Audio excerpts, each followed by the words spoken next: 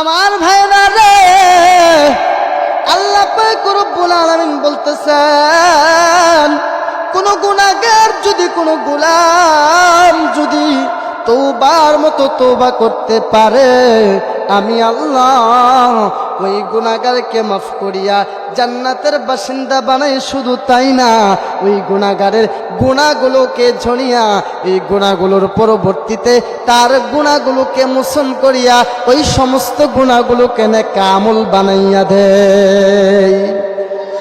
আমার ভাইরা, আমার বন্ধুগণ, প্লিজ দিলটা নরম করে দিবা। ও মধুপুরের বন্ধু, ও মধুপুর টাঙ্গাইল জেলার ভাইরা, জামানার একটা নবী ছিল, নাম ছিল পয়গম্বর মুসা, যিনি আল্লাহর সাথে কথা বলতো। এই মুসা নবী ছিলেন কালিমুল্লাহ, যিনি আল্লাহর সাথে কথা বলতে পারে। এই নবী পয়গম্বরে মুসা তুর পাহাড়ে যায় আল্লাহর সাথে কথা বলে। এই নবীর উম্মতদের জামানার একটি ঘটনা। পয়গম্বরে মুসা আলাইহিস সালাতু ওয়াস সালামের জামানায় অমুক এলাকার ভিতরে বহুদিন যাবৎ বৃষ্টি নাই, বহুদিন যাবৎ বৃষ্টি হয় না। এলাকার সমস্ত মানুষগুলা একত্রিত হইয়া ডাক দিয়া কয়, মুসা রে, এলাকায় বহুদিন যাবৎ বৃষ্টি হয় না। ও মুসা, যাও তুমি তুর পাহাড়ে যাও, আল্লাহর সাথে কথা বলো। মুসা গো, একটু আল্লাহকে জিজ্ঞেস করবানি, আমাদের এলাকায় কেন বৃষ্টি হয় না? আজকে বহুদিন হয়ে যাচ্ছে, আমাদের এলাকায় কেন বৃষ্টি হয় না? কি কারণ? কেন বৃষ্টি নাই? কেন বৃষ্টি নাই? পয়গম্বর মুসা আলাইহিস সালাতু ওয়াস সালাম দ্বিতীয় দিন ৭০,০০০ মানুষের একটা কাফেলা লইয়া ময়দানের মাঠের ভিতরে বসিয়া আল্লাহ পাক রব্বুল আলামিনের দরবারে দুইটা হাত উঠাইয়া ডাক দিয়া কয়, আল্লাহ, এই এলাকার ভিতরে আজকে অনেক দিন যাবৎ বৃষ্টি হয় না। বৃষ্টি না হওয়ার কারণে মানুষগুলো বড় কষ্ট করতেছে, মানুষগুলো খিদায় কাতরিত হয়ে গেছে, মানুষগুলো বড় কষ্ট করে, মানুষগুলো বড় আঘাতপ্রাপ্ত হয়ে গেছে, এলাকার পশু পাখিগুলো কষ্ট করে। ও মালিক, তুমি কি বৃষ্টি দিতে পারো না? আল্লাহর পক্ষ থেকে ওহী চলে আসলো, মুসা রে, আল্লাহু আকবার, ও মুসা, তোমার এই ৭০,০০০ মানুষের মধ্যে এমন একটা গুনাহগার আছে, এই গুনাহগারটাকে যদি উঠাইয়া দাও, আমার আল্লাহ সাথে সাথে বৃষ্টি দিয়ে দেবে। এবার পয়গম্বর মুসা আলাইহিস সালাতু ওয়াস সালাম ডাক দিয়ে কয়, আল্লাহ, এত মানুষের ভিতরে, এত মানুষের ভিড়ের ভিতরে আমি এই গুনাহগারটাকে কিভাবে খুঁজবো? মানুষ তো একটা দুইটা না, মানুষ হইতেছে ৭০,০০০। পয়গম্বর মুসা এই কথা বলার পরে আল্লাহ পাক রব্বুল আলামিন ডাক দিয়ে কয়, মুসা রে, সেই ৭০,০০০ মানুষের ভিতরে এলান করে দেওয়ার দায়িত্ব তোমার। আর এই এলানটা ৭০,০০০ মানুষের কানে পৌঁছে দেওয়ার দায়িত্ব আমি আল্লাহর। চিৎকারে মেরে বলেন সুবহানাল্লাহ। আল্লাহ পাক রব্বুল আলামিনের পয়গম্বর হযরত মুসা এলান করে জানাইয়া দিল, এই ৭০,০০০ মানুষের মধ্যে কে আছো গুনাহগার, কে আছো নাফরমান।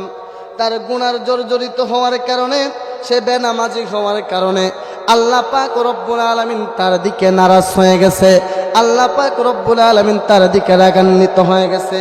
ওই মানুষটা উঠিয়া যাও, আমার আল্লাহ সাথে সাথেই বৃষ্টি দিয়া দিবে।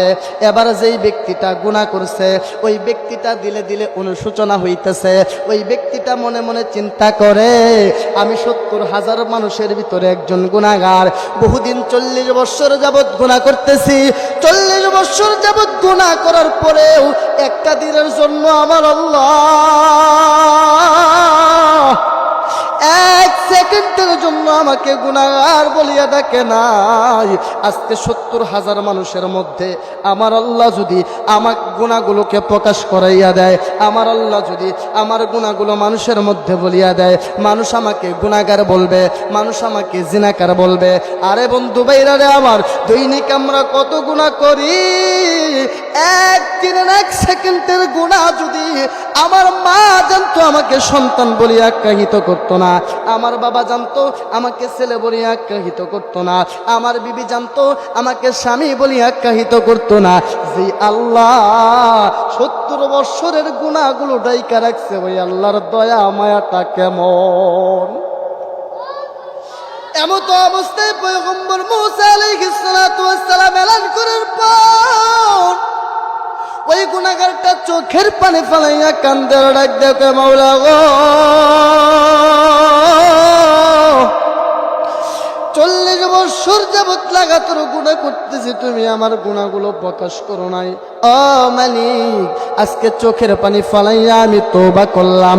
আল্লাহর নবী তো বলছেন, ক্বালান নবী সাল্লাল্লাহু আলাইহি ওয়াসাল্লাম, আল্লাহর নবী তো ডাক দেয়া বলছেন, কোন গুনাহগার যদি তওবা করতে পারে, কোন গুনাহগার যদি তওবা করে, আমার আল্লাহ ওই গুনাহগারের তওবাগুলো কবুল করিয়া নেয়। আল্লাহ আবার সুন্দর করিয়া জানাইয়া দিলেন, ইয়া আইয়ুহাল্লাযীনা আমানু তুবু ইলাল্লাহি তাওবাতান নাসুহা। ও বান্দা, প্রকৃত পক্ষের তওবা করো। যদি প্রকৃত পক্ষের খাঁটি দিলে তওবা করতে পারো, আমি আল্লাহ তোমার তওবাগুলোকে মাফ করিয়া তোমাকে জান্নাতের বাসিন্দা বানাইয়া দেব। আমার ভাইজান, আমার বন্ধুগণ, ও মধুপুর এলাকার ভাইরা, আর আসতে পারি কিনা জানি না। এইবার আল্লাহর পয়গম্বর হযরতে মূসা আলাইহিস সালাতু ওয়াস সালাম নজর করে তাকাইয়া দেখে আসমানটা কালো হইয়া গেছে, আসমানের মেঘগুলো গর্জন করতেছে। আল্লাহ পাক রব্বুল আলামিন আসমান থেকে টপ টপ টপ টপ করিয়া বৃষ্টি দিয়া দিছে। সুবহানাল্লাহ।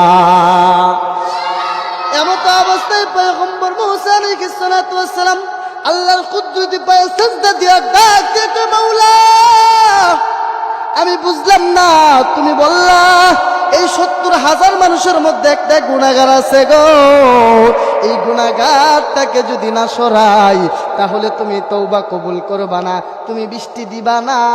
ও মাওলা গো, তাহলে এই গুনাহগার তো বের হইল না, এই গুনাহগারকে না বের করিয়া কিভাবে তুমি বৃষ্টি দিয়ে দিলা?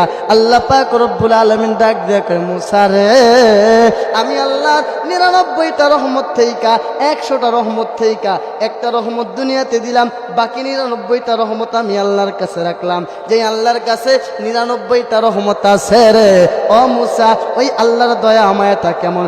আল্লাহ বলে, গোলাম, তোমার বাবার চাইতো আমার দয়া অনেক বেশি, তোমার মার চাইতো আমার দয়া অনেক বেশি। আল্লাহ বলেন, গোলাম, তোমার বোনের চাইতো আমার দয়া অনেক বেশি রে।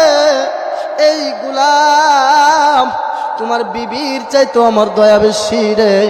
অথচ এই মালিকটারে ভুইলা কত রাত ঘুমের ঘরে ঘুমাইয়া যাও, অথচ এই মালিকটারে ভুইলা কত রাত আড্ডার ভিতরে কাটাইয়া দাও। আল্লাহ বলেন, আমার কাছে 99টা রহমত আছে, ওই রহমতের চাদর দিয়া বান্দার গুনাহগুলোকে ঘুরিয়ে রাখছিলাম।